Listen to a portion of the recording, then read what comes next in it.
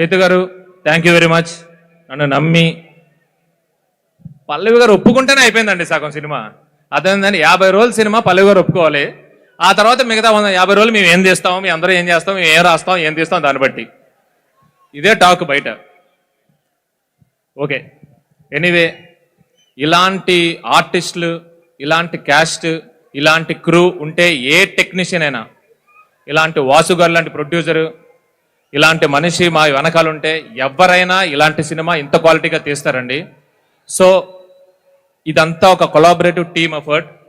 నన్ను వీళ్ళందరూ ముందుండి నడిపించారు, నాకు పేరు ఇచ్చారు. థ్యాంక్ యూ వెరీ మచ్ అండి. బన్నీవాసు ఎక్కడున్నా ఇక్కడికి రావాలి.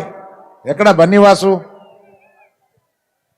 అయ్యా బన్నీవాసు అక్కడ ఎక్కడన్నా తప్పిపోయి ఉంటే మీరు వదిలిపెట్టండి, ఆయన్ని ఇక్కడికి పంపించండి. సార్, మన శ్రీకాకుళం ప్రజలతో సెలబ్రేట్ చేస్తున్నట్టున్నారు. ఆయన స్టేజ్ ఎక్కకుండా వెనకాల ఎక్కడో. హలో బన్నీవాసు గారు, మీ చెయ్యెత్తాలి. ఇక్కడ ఎక్కడున్నారు?